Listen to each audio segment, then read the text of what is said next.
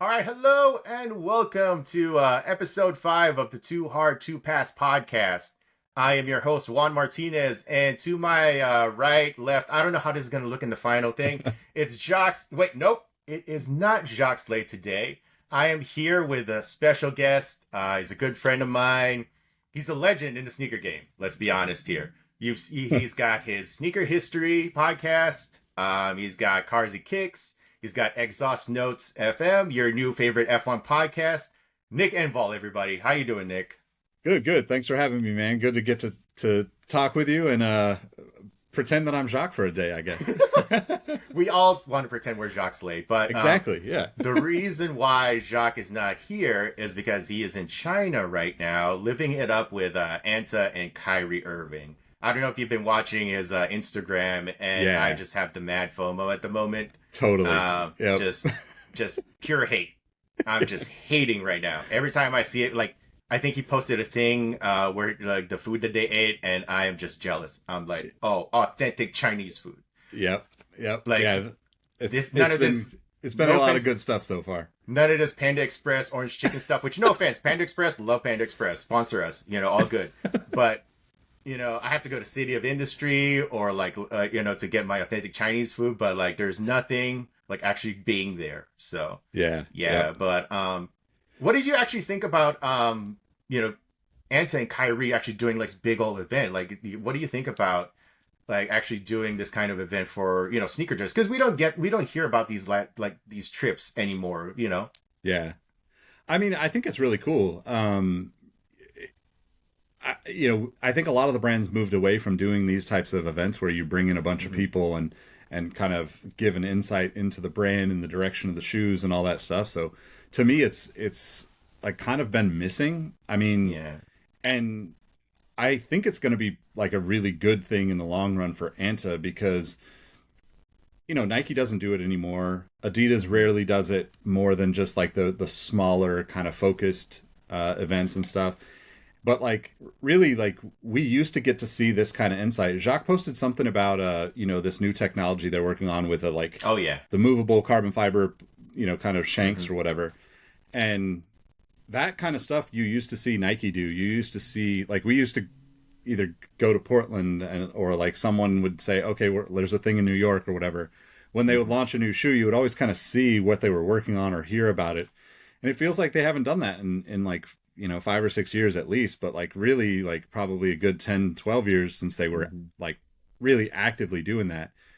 I think it's just, I mean, those are the things that get people excited, man. Like it's so hard to be like, I mean, you and I are both probably, and Jacques and, most sneaker people are like big fans of Nike, but when it's so difficult to get shoes on the app, to even find shoes, you can't go into the stores because they close down so many of the mom and pops. And like I live in a place where we have one Foot Locker and they don't even get like Air Maxes. They don't even get like what I would say is like general releases, but like more of the like kind of hyped up general releases. Like I was really excited to get a pair of those Gore-Tex kind of infrared 90s that came out a few months back.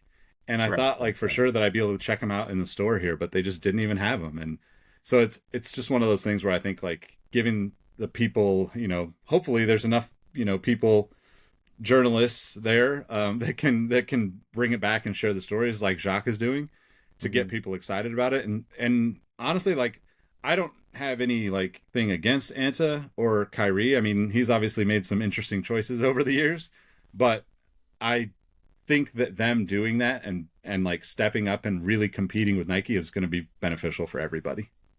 Yeah, I mean, do you feel, we'll talk about the sneaker journalism later in the show, but do you feel like the reason why these brands stepped away from the Nikes and the Adidas is because they didn't see the value in it? Was it budgetary reasons? What do you think kind of made them kind of step away from having these kinds of events in general? I mean, they still have them every once in a while, but it's not as common as they used to be back in like the early 2010s.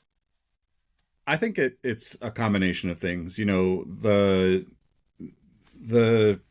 kind of cycles that we went through with like Kanye and Virgil and like this Travis Scott era, like we got to the point where, the entertainers were really the driving the sales and the energy around the products for all these brands. And ultimately, I think it's important, but I think it's secondary to the performance side of things. Whatever type of shoe you're talking about, like at the end of the day, unless you're going to just be like a Crocs and you're going to say like we're going to collaborate with every licensable brand on the planet as much as we can. Nothing against that. It's just a business strategy. But like you're only making a couple types of shoes, and then occasionally you have like the Salehi collabs and whatnot, but they're not doing anything really innovative at this point. I think Crocs were innovative at one point, but then the whole world started making Croc-like shoes. And now like the innovation has to be the thing that people get excited about, because it's almost like it spreads throughout these brands, right? And I think like working on the brand side and like the industry for so long, I think that what happens is budgets get cut, people tighten up. You know, we're kind of in this time where like there's a lot of questions in the air around sneakers because Nikes aren't selling as well, Jordans aren't selling as well as they once did. And, you know, there's been a ton of production. So like even if they were selling at the same levels that they were, the company's trying to make more money for investors. And going back to, you know, like the 2012 era where, you know, it was new, it was exciting for a lot of people. Like you started to see the internet become a place where people could find new things about shoes, about the businesses and all that. And then like what happens is like it's a part of a good marketing budget back then. And then I think what happened to when it started to pull away is like obviously even prior to the pandemic, you started seeing like the brands do less and less of that. They tried all these like smaller events in local places to get people excited in different regions, you know. But ultimately the big events are the ones that make a splash because you know, kind of thinking about the way that you would cover a story like this, if ANTA had an event in I don't know, in Dallas this weekend, it wouldn't be near as big as it is right now.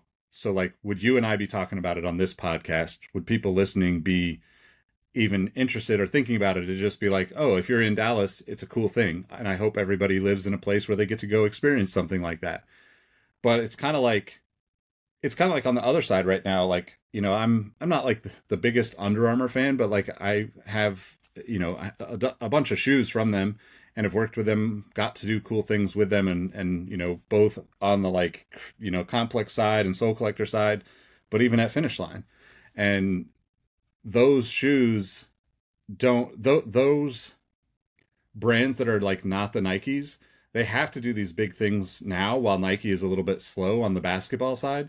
And you saw like Curry and De'Aaron Fox doing a whole launch in China this last couple of weeks. And to me, like, of course, like I want to be involved, but like I want the shoes because they're De'Aaron Fox and I'm a Kings fan, right? But like, are they going to do something in Sacramento like that? Maybe. Like, I mean, I would hope that they would, but it might not be worth the like investment in their mind because there's not really a return on the investment on any of these things now, right?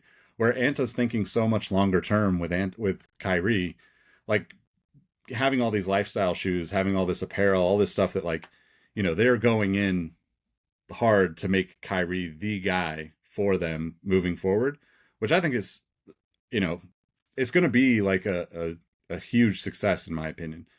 I don't know if it will translate to the US. Like it's taken Dwayne Wade, you know, I don't know how long. And there's still like people that are really into his shoes, but it's not something that you can walk into a Foot Locker or walk into a store and find if you're in a lot of places in America. So they don't have the actual sales like results to see that, oh, these big events in a place like, you know, America someplace does enough, right? But I think in China, there's tons of stores, right? People are still going into stores to buy sneakers, but they're buying directly from brand stores, you know? So Yeah.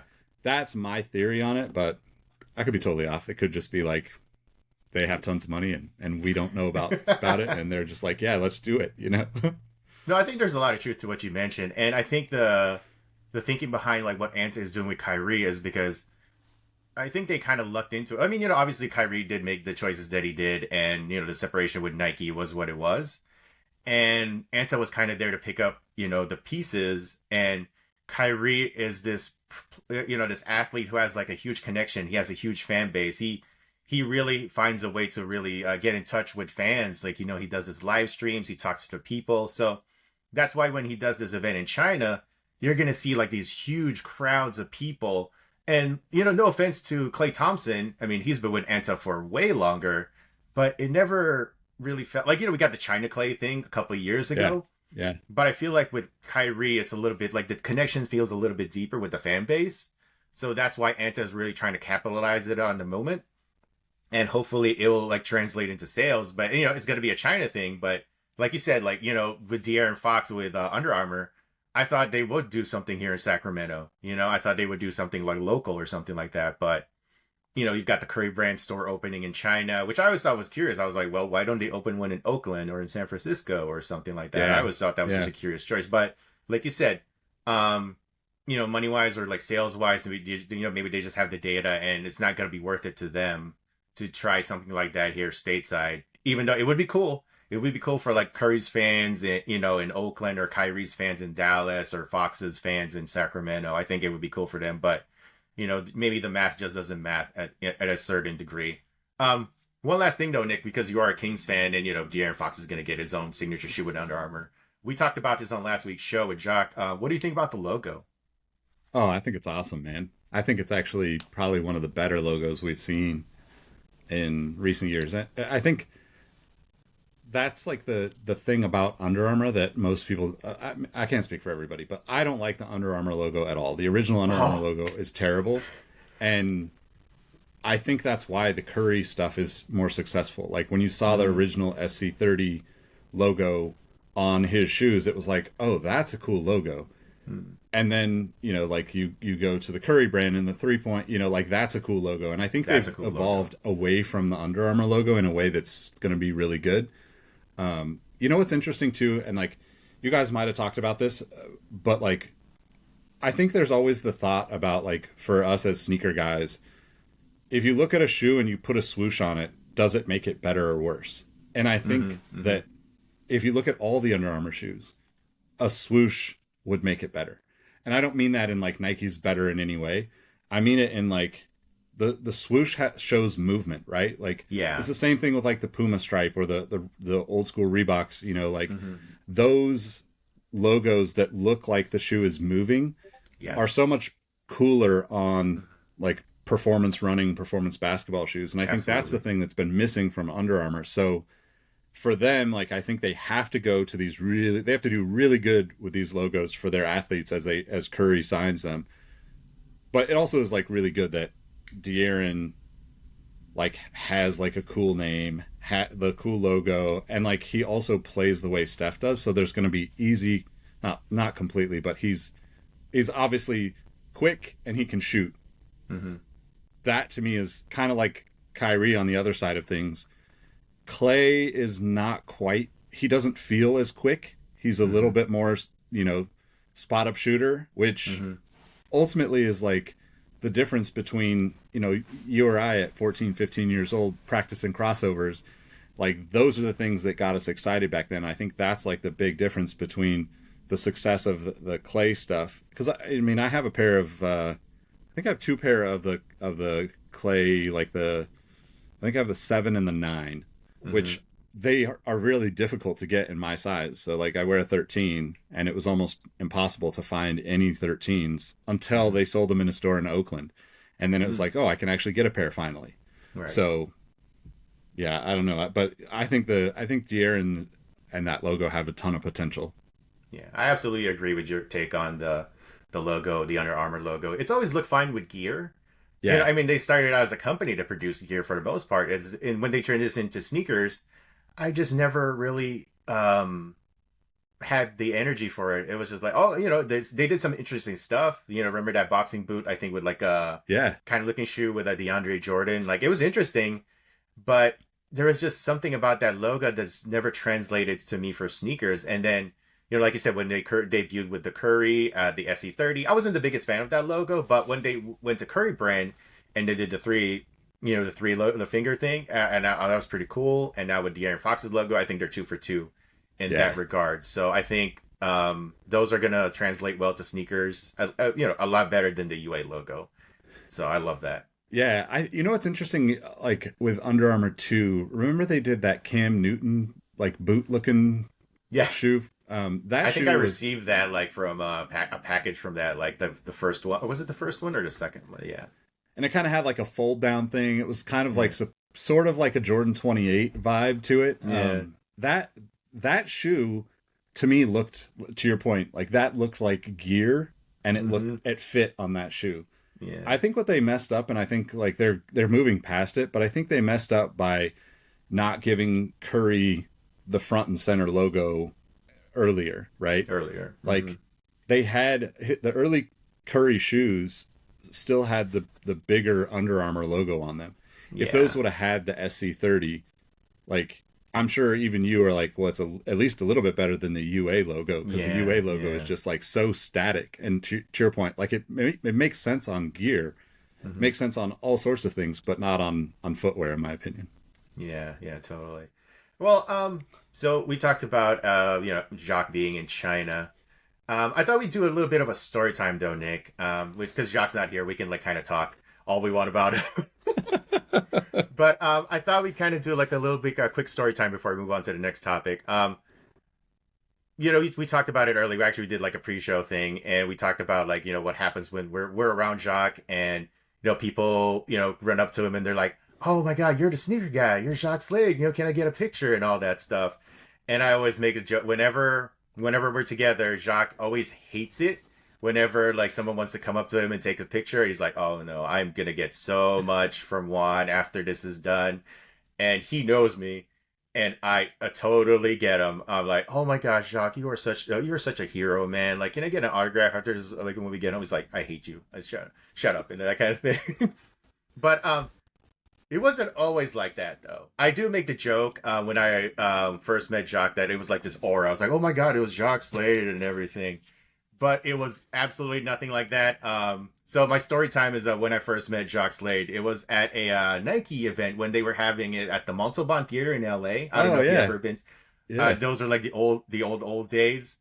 And I think it was like a mutual friend of ours, Rob Santini. He was like a PR person. Oh yeah, I know Rob. Nice. Oh, you know Rob. Okay, cool. Yeah. So I think it was Rob who introduced me to Jacques, and I was like, "Oh, hey, how's it going?" I had no idea who Jacques Slade was at the time, to be quite honest.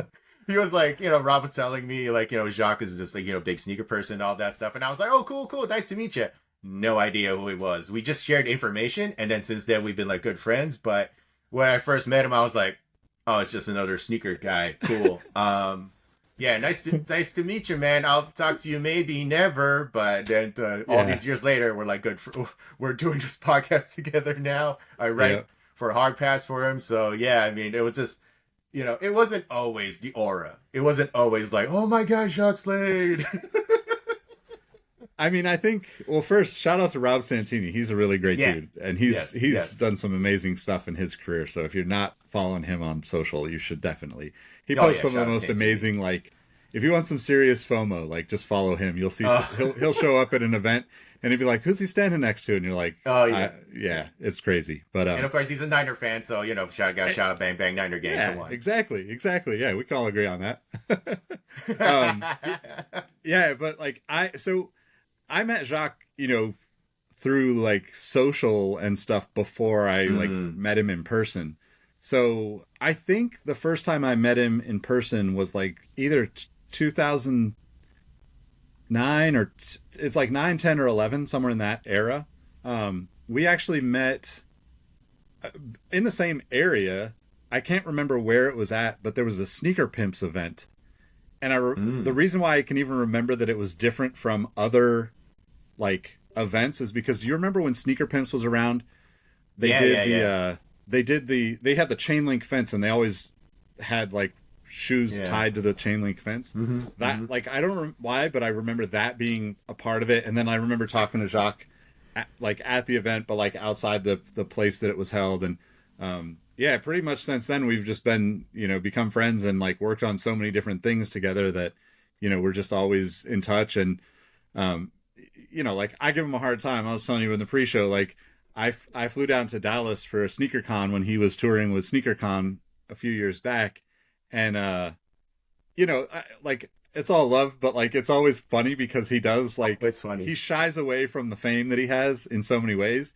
But yet Hmm. we all know he's the one that's supposed to be famous. Like he's got the personality and the charisma and all, or as the kids The say, the aura, Nick, riz, the the aura, the aura. aura. Um, but when I met him at SneakerCon in Dallas, like we I was like helping him get some B-roll for his content, and there was all these parents coming up to him and like because the kids that watched him were really young, so the parents knew who he was, which Yeah. was kind of his like lane for quite a while. And Hmm. then like you would have kids coming up with their like Concord 11s or their like Black Cement 3s and like signing having Jacques sign their shoes, and I was just like, this is like next level crazy to me. But it was so fun to see that. And like I bet I wonder if any of those kids, like we need to find those kids that were at that have had him Hmm. sign their Jordans, and see where they're at today, because that was probably like 10 Oh, years ago or something yeah. like that. So So this is going up on the YouTubes, on the Hard Pass YouTube. If anybody out there had their sneakers signed by Jacques Slade, please at me at Easyville. Please don't yeah, show it to Jacques. I'm going to surprise him. He's, he might watch this, he might listen to this, who knows? But if you are anybody has a selfie or a sneaker signed by Jacques, please get at me. Send me the email too hard to pass at too hard to pass podcast at gmail.com. We got to get this on the show. Thank you. Thank yeah, you. yeah, But definitely. anyways, moving on to, I guess, well, that was actually technically our first topic of the show, Nick. But I just wanted to move on to something that I really have to get someone's thoughts on because it was revealed yesterday. It was the NBA City jerseys. And I got to say, man, I am, this has been like several years of disappointment, man. I cannot believe we're still doing this. I remember when Nike and the NBA teamed up, it was a huge thing. Good stuff. They had their city jerseys. I thought it was gonna be like, oh, cool. They're gonna reference like things from a specific team, and it was a good good run for the first couple of years. We had the Vice City jerseys. We had like a couple of good Laker ones. We had the Minnesota the Prince tribute. Yeah, that was a I good love one. that one because there's a funny story about that because Jimmy Butler never actually I think got to wear that jersey because it was like Oh, during that time when he was like feuding with like Carl yep. Towns and everybody, Andrew Wiggins, and when he demanded that trade. I remember seeing it like I think it was on Lids or something, and it was on sale already. Like it just came out and it was immediate on sale because he was either about to be traded or was already traded. And I was like, "Oh, this is funny. I'm gonna go get this." And I Yeah, bought it for like half off, and I got that's it. And I was like, awesome. Jimmy Butler's never actually worn this, but it's fun. It's gonna be a funny jersey to have like 10 years from now because it's a Prince jersey. It's Jimmy Butler who never actually wore the jersey. But yeah, I mean, we had like a good couple years where it was like solid designs. I think the last really good one that I really appreciate was the Phoenix Suns the Valley jersey. Yeah, that The was a one pretty that good one. I think they got to wear to the finals. I thought that was pretty cool. But like Yep. for the past couple of years, we've just been seeing like diminishing returns. And this year, I did not see a single one that I really, really like, other than the Vince Carter homage, which is the Raptor with the pose from the dunk contest. And Yeah. even that was, I don't know, like is actually good, Nick? Is that actually a good jersey, or is it just good compared to like all of this other stuff this year? Because I Yeah. it's not good, man. That's a perfect way to ask that question. I think that I feel the same way. Like the first few years were great. I know you guys aren't Clippers fans, but I thought the Mr. Cartoon designed Clippers jerseys were really dope a couple years back. And like when they have other stories that are connected to it, like I can see where like they're coming from, but I think like it's gotten to the point where they're just making a jersey just to make a new jersey every Yeah, year. yeah. And like I really love last year's Pacers jersey, which is very similar to this year's Pacers jersey, where it just says Indy Hmm. across and has like the splatter print on the side. Oh, okay, Um, okay. like the guys that work on that, like Rennick Bowman and Chris Elliott and those guys worked with me at Finish Line back in the day.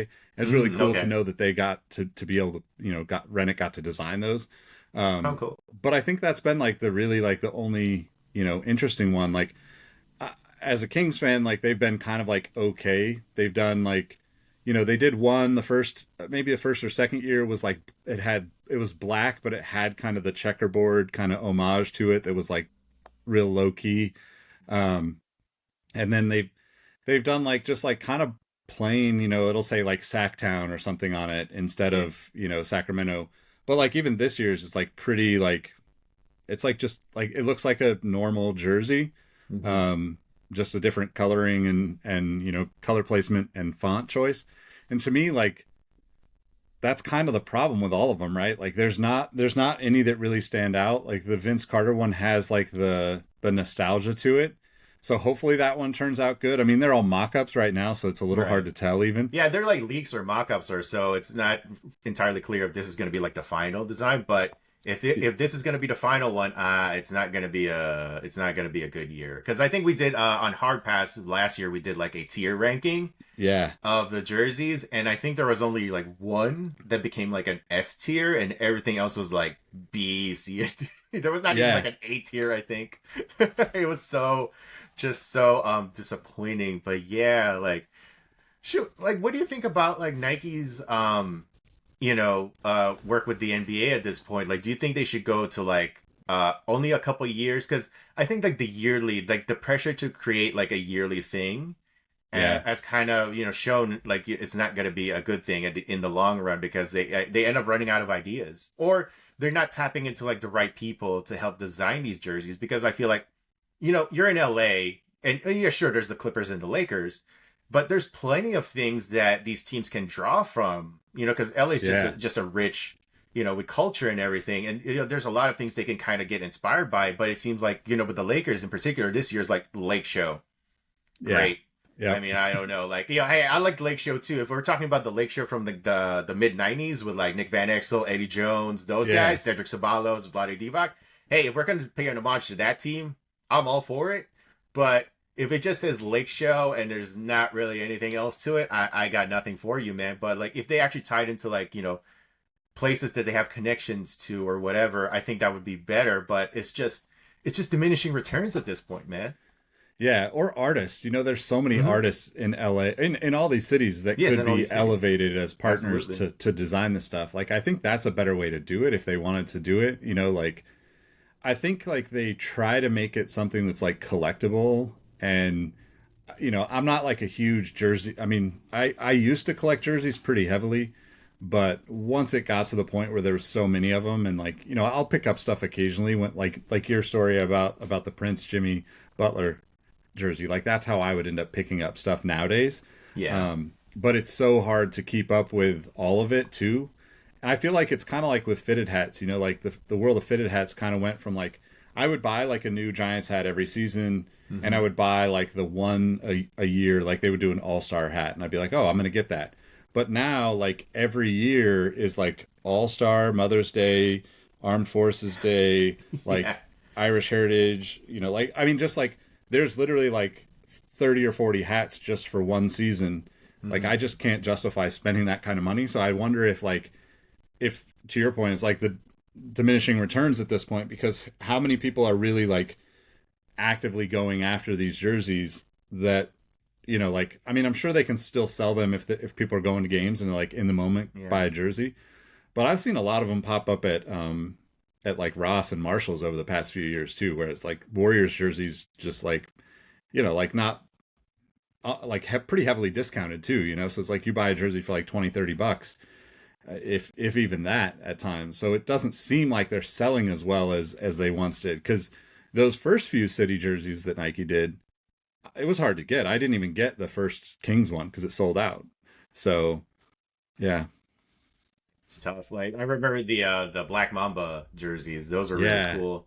So yeah, I mean, like I feel like Nike needs to like really rethink what they do with the city jerseys, and maybe or hold off on it because we've gotten to a point where, like you said, there's too many.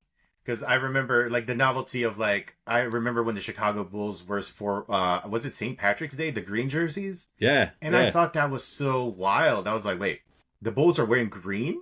Yeah. I remember D Rose had that on. Yeah. Yeah, and I was Yeah. like, oh, that's cool though. It was very cool.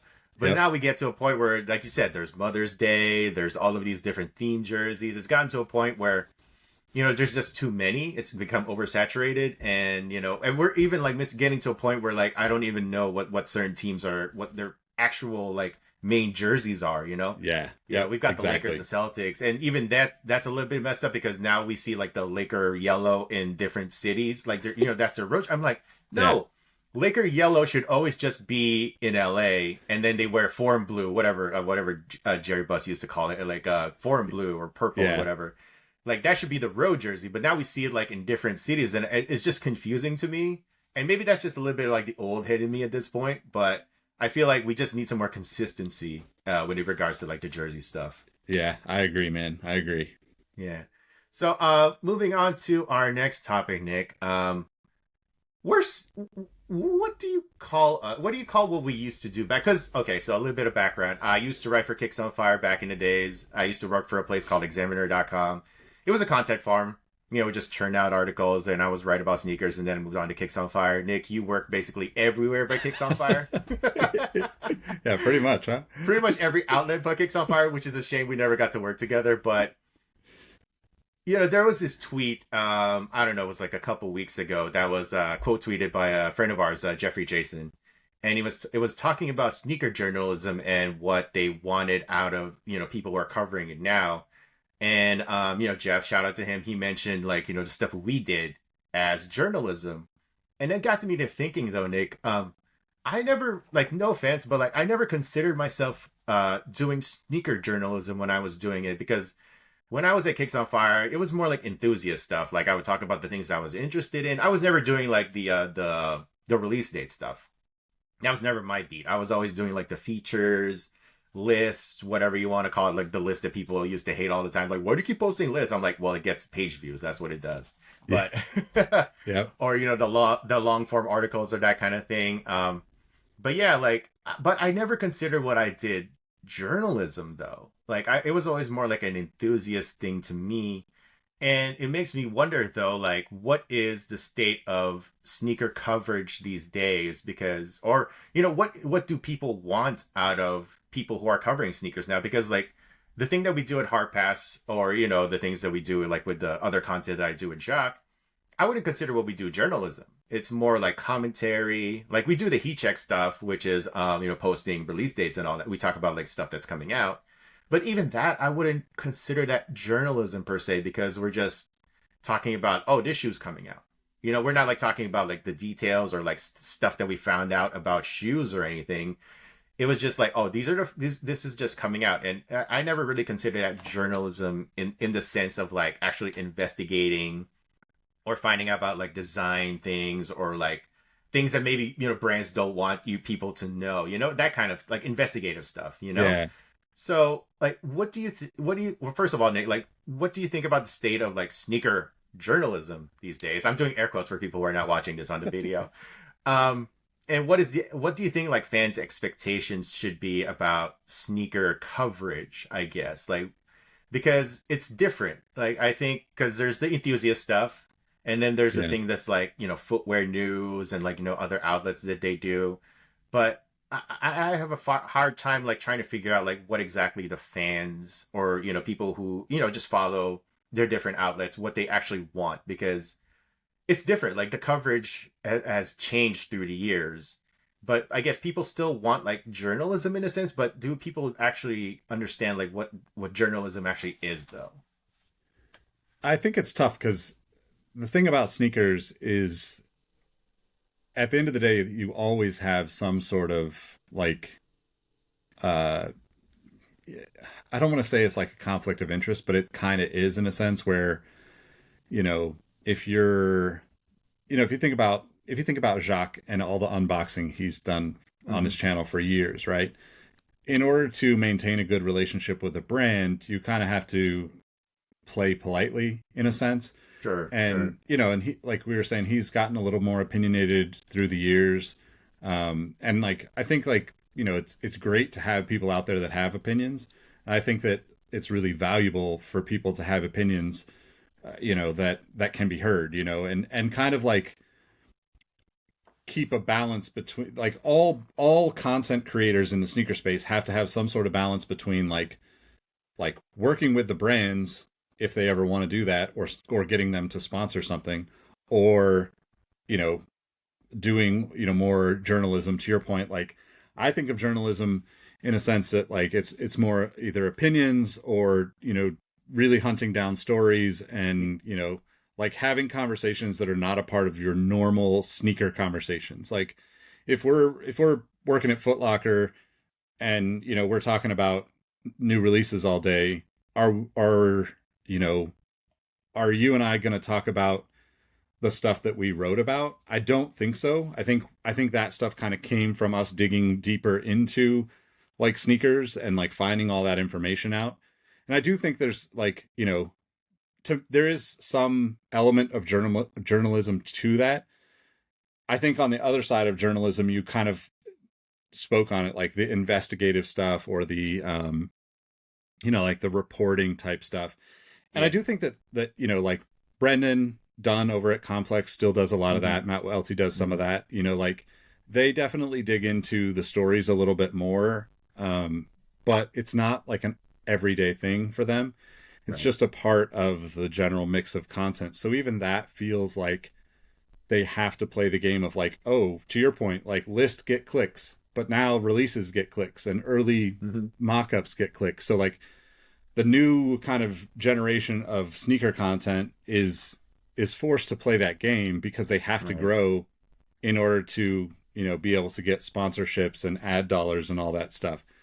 I think people, you know, like this is a little bit of a shameless plug, but like I write a newsletter occasionally, where like, which I read your last one about your trip to Portland. That was really cool. Cool, thanks, man. I appreciate that. But like my goal with starting that was always to like give people that perspective that doesn't exist out there.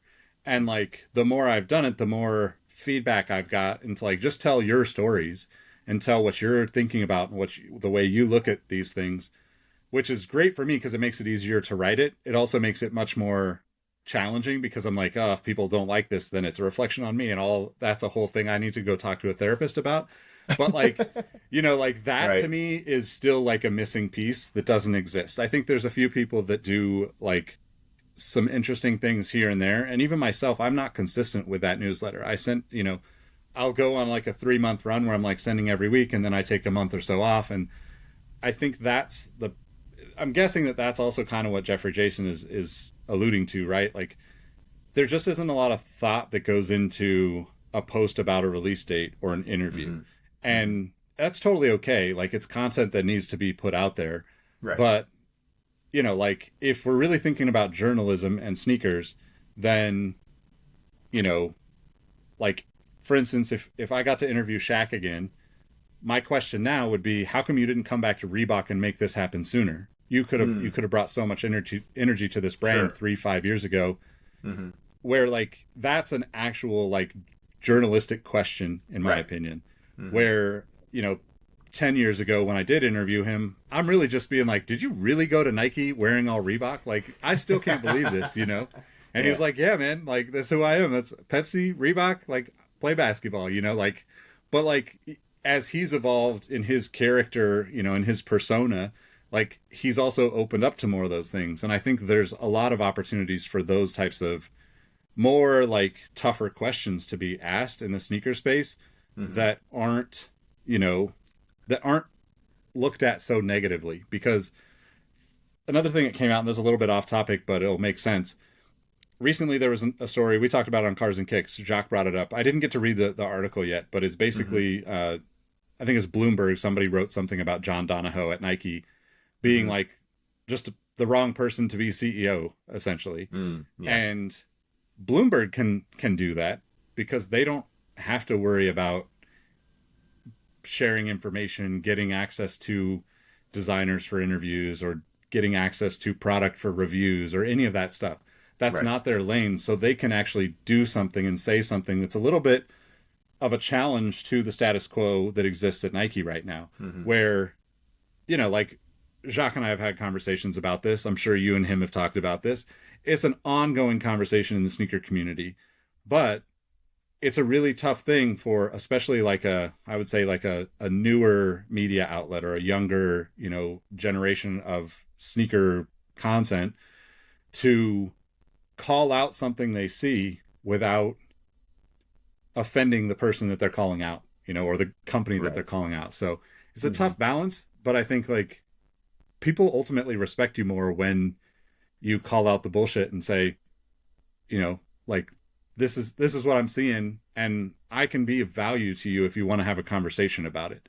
Right. And sometimes that works, sometimes it doesn't. Sometimes it means you don't get sent free products, sometimes it means you don't get invited to things.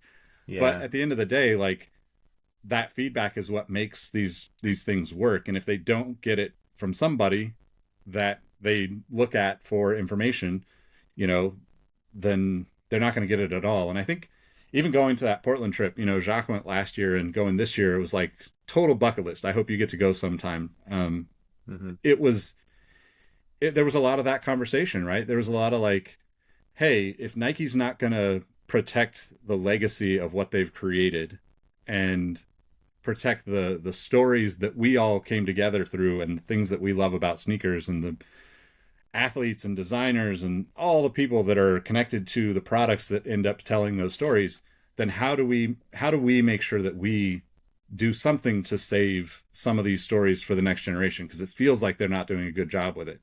Feels like it's always just like, you know, Travis Scott's the collaborator, give him a new colorway and we'll sell out a Jordan 1 low kind of thing. And you know, like if money on the spreadsheet is all you need, then that can be a choice. But to me, that's a wrong choice. But I also understand it, right? From a business perspective, you're freaking out because you keep seeing the numbers go down, the stock go down, all these conversations, stuff sitting on the shelf. I mean, people are posting pictures of all sorts of stuff in the outlets right now for pretty cheap. And I'm like, yeah, like it's a great time to be a sneakerhead. It's also a scary time to be a Nike executive. Right. Yeah, I think if I had never done this as a job, a career, or whatever, if I was just walking to a store, to a Nike outlet today, I'd be like, oh, look at all of these like cool sneakers that I, you know, see on like the socials, and I'm like, oh, they're on sale. Cool. It reminds me of the time when I saw a pair of I think it was like the pure Jordan 3s at the outlet, and I was like, how did this happen? I think it was like 2000 whatever, and I was like, there was like 2 or 3 pairs, and I'm like, I don't know how this happened, but is there a size 11? Let me go get one of those. Exactly, yeah. And then for like a 10-year stretch, that never happened. You never saw those kinds of sneakers at outlets, and now it's starting to happen again. And you're right, this is the worst time to be like a Nike executive. But if you are either starting to get into sneakers, or if you've kind of seen like the ebbs and flows of it through the years, this is kind of like a good time, I think, if you're just into like the collecting aspect of it, or if you're just into like a lot of different brands. I think this is a good thing. So I mean, going back to like the journalism thing though, I think like when I look at like journalism now, like, you know, you talked about it, like but I also look at like reviews as like journalism. Like, you know, it's stuff like Nightwing does, and he's like hard on everybody. Like, I consider that journalism. So, you know, it's just different things. I think like people just have different expectations, and I think like there just needs to be more of like an education from like everybody. Like, hey, certain, you know, media outlets, you know, whether it's like Kicks on Fire or whatever, maybe don't count on them for like hard hitting journalism. You can count on them for like release dates, or, you know, the memes or that kind of stuff. But if you want like you just have to know where to go. I guess at the end of the day is like, you just have to like look, because there are like places that actually do like the good like journalism. Like you mentioned with the Bloomberg stuff, you know, that kind of thing. So I think there's definitely spaces there. You just have to know where to look for it, and just have your like expectations, because you can't like count on. Because I hate it when like I see people on socials that they complain at like Complex, or they complain at Nice Kicks, and they're like, you're not covering this, or you're not, you know, criticizing them hard enough. And it's like, well, that's not really what they do, you know, all the time. You know, sometimes they do, sometimes they don't. Like when I was at Kicks on Fire, I called out, you know, whoever I felt like calling out at the time. And I remember I used to get texts from like people at Jordan, be like, hey man, what are you doing? And I'm like, and, you know, I kind of just do what I got to do. And, you know, if it meant that I didn't get like a package, or I didn't get invited to a trip, then, you know, so be it. It's just, it is what it is. But I'm also not like, I like to think I was fair though in my criticism. Maybe I wasn't, maybe I was a little too hard sometimes, or I was a little bit like unfair or whatever. But I was just trying to speak like whatever I thought, whatever I felt was at the time. And, you know, if people responded that, great. If like people thought I was too harsh, or if, like, you know, that ended up like ruining a relationship or something, then, you know, it is what it is. But I do understand when like people have to like play that game and like try to balance that and like not try to ruin, relationship with a brand or like people that work there or something like that. I totally understand that at the end of the day too. Yeah, and it happens in different ways, right? Like Nightwing is a great example of like being, he's like you said, he's hard. I don't know if he would even consider himself hard on everyone, but he expects a very high standard from everyone. Well, okay, yes, and that's actually and more of a better way to put that's it. what's great about what he does, right? Like that is why so many brands have gone to him and been like, "Hey, let's talk about traction." Like literally asked him to help, talk through what is good and what is bad. I think those types of things are still super valuable. Like even the Foot Doctor Zach, I think is the YouTuber Oh, guy. that's a good one. Yes. Does like the like super serious breakdowns. I think those people are, they're not as concerned with like the other side of Nike Mm-hmm. being upset, mainly because they don't have like an ad sales team that's going and working with Nike to sponsor sneaker shopping or complex sneakers or whatever they're sponsoring. So there's like this really tough balance for the bigger companies that work with big advertisers like that, where if you're more independent and you can make a living off of your content and your YouTube or whatever, then that gives you more power to speak your truth without having to worry about it.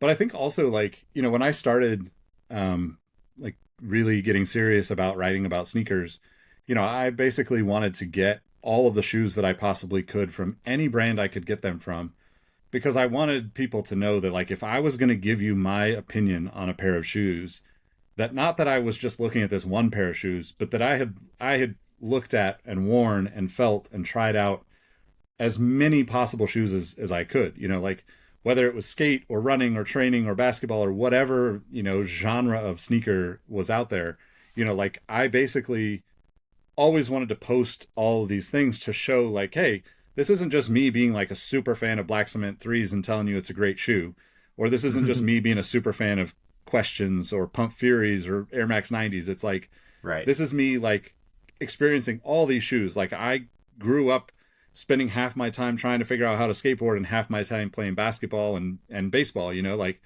so like for me, like the S stuff, is super important. The Costin line was like my favorite skate shoe line. I would still put it above like all the SB stuff, but that's just me.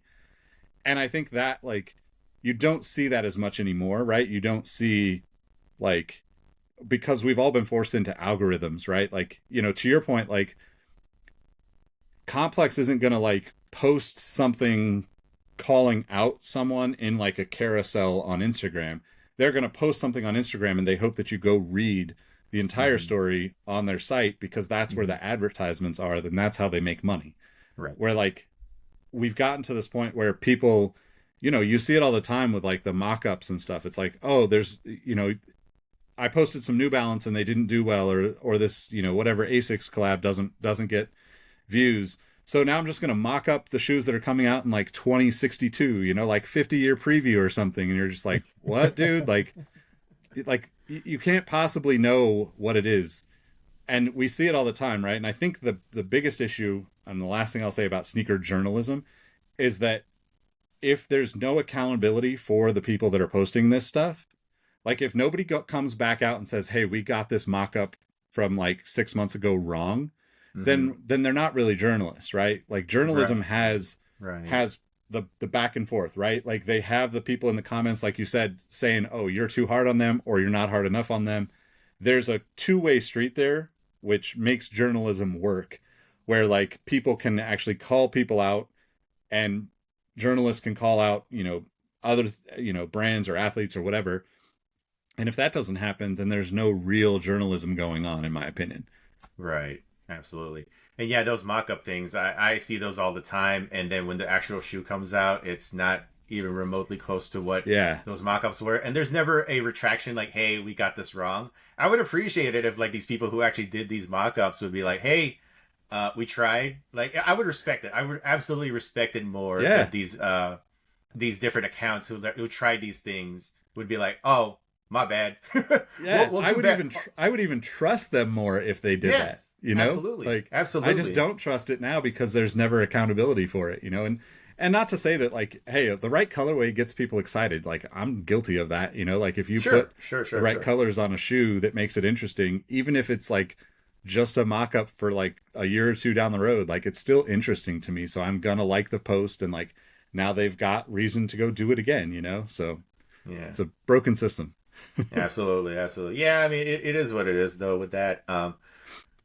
But you did mention something, though, Nick, that triggered me, and we're going to move on to our final topic of the day. It's the Reebok questions. And I think we're going to use that for our edition of Sneaker Mount Rushmore Plus. So me and Jacques did this thing the last episode. We were like making sounds, and we had and all that. That I don't know if that's actually going to be a recurring bit, but it was terrible, and I'm going to do it again. I don't know why.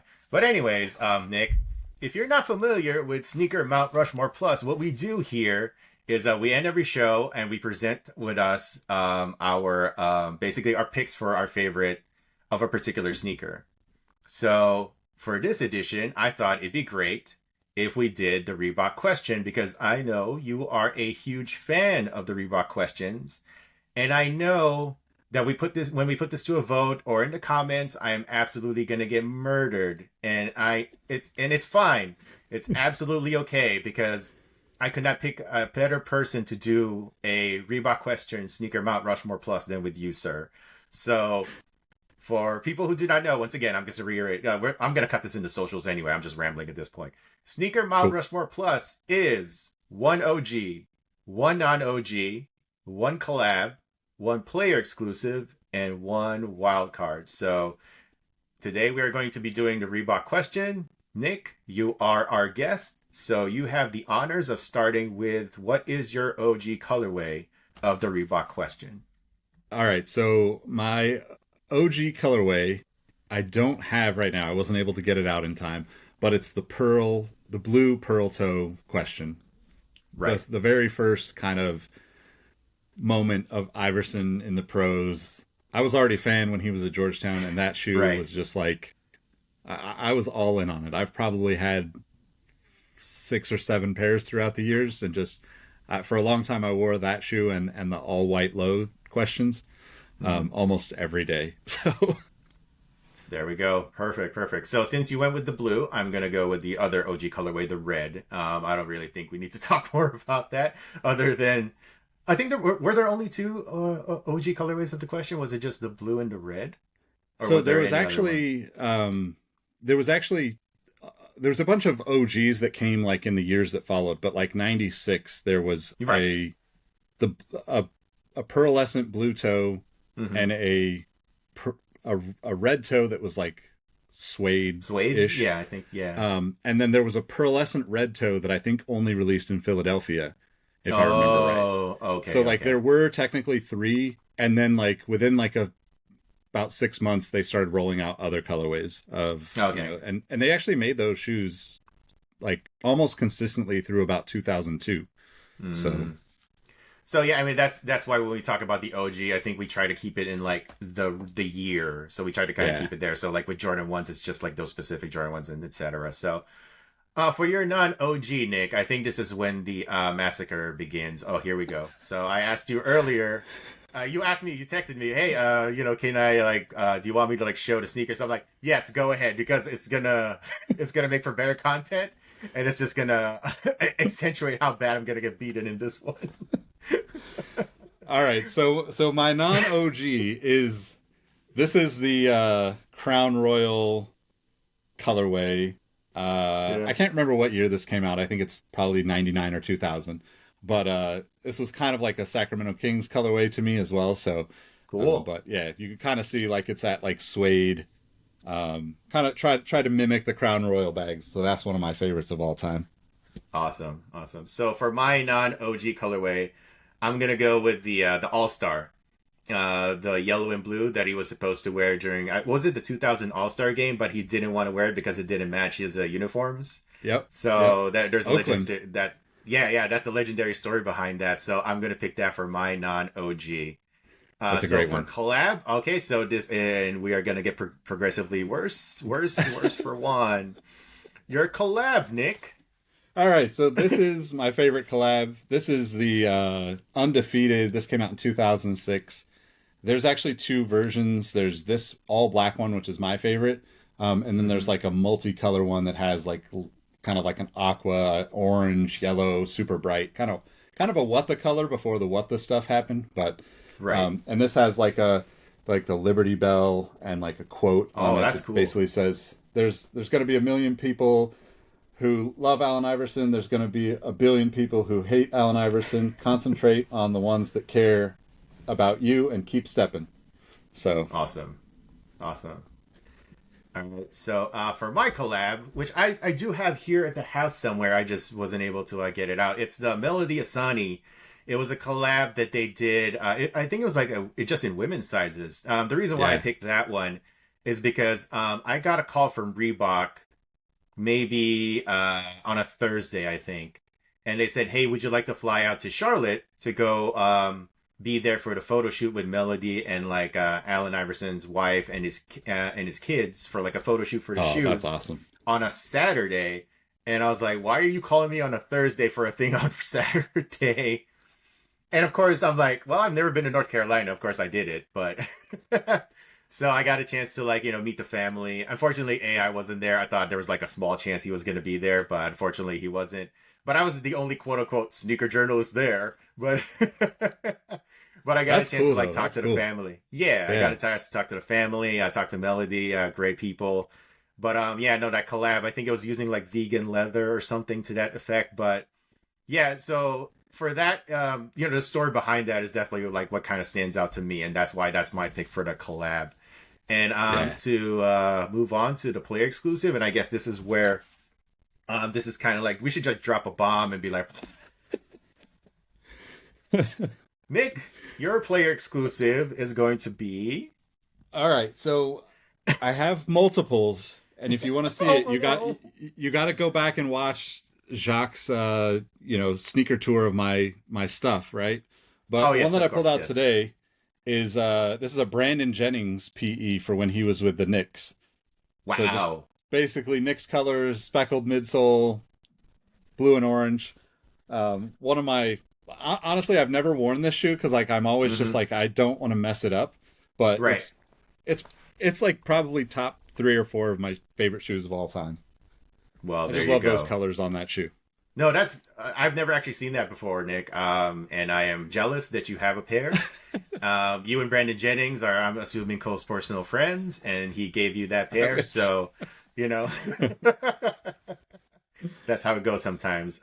So for my player exclusive, I'm just gonna go with the Denver Nuggets one. I don't even like have anything. I'm just gonna say, yeah, no. When he was with the Nuggets, he had a pair of the questions in Nuggets colors, and I love me Yeah. some like old school. Well, that era of the Denver Nuggets uniforms with the Yeah. powder blue and the yellow. I love that. So that's gonna be my PE. And now for the wild card, Nick. All right. So I'm gonna get some maybe get some shit because I didn't say this one as my PE, but this is Isaiah Thomas Sacramento Kings PE when he was with the Wow, Kings. Just wow. all purple, like the dark gray kind of accents. But yeah, wild card or PE, and it's actually I don't know if you can see this, but it's actually got the Mister Irrelevant there Oh, cool. in Very the cool. Because insole, he was the which last. Was he the last pick of the that particular draft that he was in? yeah, Was that what yep. he was? Oh, okay, okay. Let's see, oh here, But yeah. I didn't realize Oh, I there could it pull is. this out. Yeah, Awesome. so pretty cool. Very cool. Very cool. Yeah. So for my wild card, I'm gonna go with Nick. Did you work? You worked at East Bay, right? So I worked. I didn't technically work for East Bay. Oh, okay, okay. Well, technically I did after the fact. The how I got connected with East Bay is I was working at Soul Collector at the time, and we were partnering with them to build a blog for them. So they hadn't Mm-hmm. done a blog yet. This is like 2000, maybe 2009 or something, Mm-hmm. 2010. So nobody really wanted to go up to East Bay because they're in Wisconsin, or they were in Wisconsin. And so like I volunteered to be a part of it and kind of manage the project of building their Oh, blog okay. and work with like Brandon Richards, who's like Be Rich from kind of like the Soul Collector side of things, who's now at Soul Retriever. Yeah. And then Jordan Hagedorn, who was at Sneaker News for a while. And yeah, like that was how I got connected with them. I ended up doing a bunch of contract work for them for years, helping them like keep up on content and SEO and stuff, but never was technically an employee. Just happened to be in the right place at the right time to be a part of all that, building their blog back in the day. So the only reason I ask is because my wild card is going to be the $65,000 perfect gift. I believe it's like, I guess it's a 1 of 1, and I guess you had to be the one who ordered it on Eastbay, and they would specially make it for you. It's a black colorway of the question, and the laces were at the time, quote unquote, blinged out. They were iced out or whatever you want to call it, to bring up like some old slang and lingo and all that stuff. So I the only reason I picked that was because I thought you might have had that connection. Or do you know anything about that shoe, Nick? Do you know maybe who has it, or if anyone actually did, or do you maybe you've seen like a picture besides the one that was on the catalog? Nope, I never got to see it. I asked about it when I was up there. Okay. Nobody that I got to talk to knew about it. Knew who bought it. Now that I think about it, there might be 1 or 2 people I could reach out to, because Eastbay's obviously been shut down by, they bought by Foot Locker and then got shut down eventually.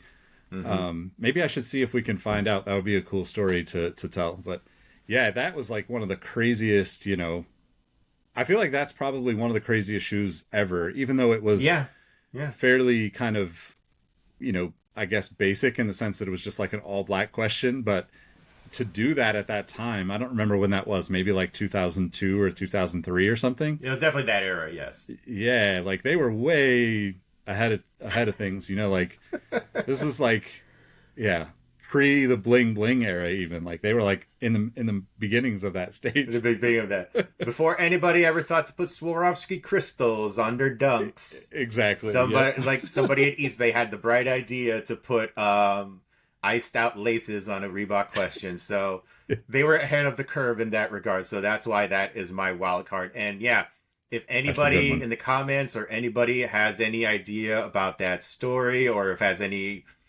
like connection to the person who may have bought it, let us know. Let me know, let Nick know, let Jacques know. He's gonna be like, what, why are they talking about $65,000 questions? But no, Nick, that was about as bad as I thought it would be. But for me, it was a pleasure for me to see your collection, a small bit of it, but it was every bit the massacre that I thought it would be. But for people in the comments on the Instagrams, you have a chance to vote on it whenever we post it. Vote on it. Let us know what your Reebok question, Sneaker Mount Rushmore Plus is. Yeah, so put that out there, and we'll kind of talk about it too. So, but yeah, I greatly appreciate it, Nick. You, like I said, good friend. I really appreciate you coming in to sub for. I mean, us two of us combined are not necessarily equal to one Jacques Slade. Yeah. So, but it's, we can aspire, we can aspire. We can aspire. We can kind of like try to live up to the aura, the legend that is Jacques Slade. He's absolutely hating this section right now, and it's fine. It's perfectly fine. But before I go though, Nick, we didn't get a chance to cover it. We had to like maybe cut it for time, but I'm a huge F1 fan. So I just want to get like a quick thoughts on the last race, which was won by one Oscar Piastri.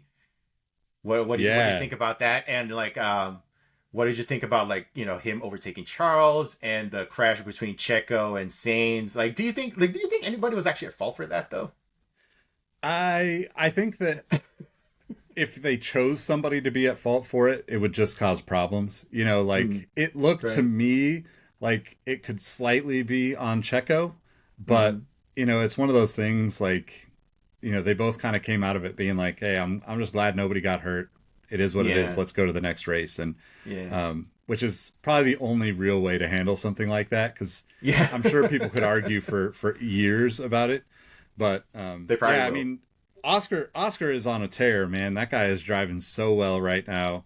And I'm a big McLaren fan. I'm a big Lando Norris fan. But like, it's going to be interesting because Oscar's driving so good that like those guys they're going to have problems between those two guys to figure out who's gonna be, first on the team if they don't have some sort of plan in place is going to be They messy. do have a plan, Nick. It's called papaya rules. Yeah, rules. I don't know if that actually is a plan or just like something they made up so that people would stop asking about it, But yeah, it's actually, this year is turning out to be a really good year to watch Formula One. If you're not a Formula One fan, like the next, I think there's 8 races left or so. Like, it's going to be really exciting to watch because not only are the drivers all getting close to each other in the points, the teams are all pretty close on the constructors side. So it's just, I'm just stoked to be able to, take it in. Hopefully one day get to a race. Yeah, and I'm just glad I caught on this year, because if I caught on say last year, I don't think I'd be as interested as I am right now. Yeah. It's tough it's tough when a team just dominates, It's right. Of course, if that's your team, you're excited, but it's hard for people to get into any sports when a team just mops the floor with everybody else. Yeah, absolutely. So before we go though, quick take, how do you think the year is going to end? Do you think McLaren's going to take the constructors? Do you think Lando's going to catch Max? Or do you think is there going to be a shocker, like Ferrari might win the constructors or something like that, or something crazy like that? I don't think so. I think McLaren's going to win the constructors. I mean, this is probably a more wishful thinking, but I think that Lando could catch Max. That's my hope, at least. Oh, okay. The realistic side of me is probably well, Max he's even though he's not as good as he was before, he's still one of the best. The car is a top 5 car, and he's definitely one of the best drivers out there. So it seems like he'll be able to defend enough to make it all work and win the title. But I really hope Lando pulls it off. Yeah, and I think next year is going to be the real when everybody's kind of more of on equal footing, and we'll see. And of course, we're going to see Oscar going to be oh, there's 2 number 1 drivers, huh? Zach Brown? Yeah. I don't know about that. 2 number 1s. I think there's a number 1 or something to that degree. It's going to be super interesting for McLaren next year, especially since Oscar won. And it's funny because Oscar's got 2 wins already, and Lando took so long to get his first win. It's okay. Yep. So who's the man now at McLaren? So, but at the end of the day, though, I think it's fun.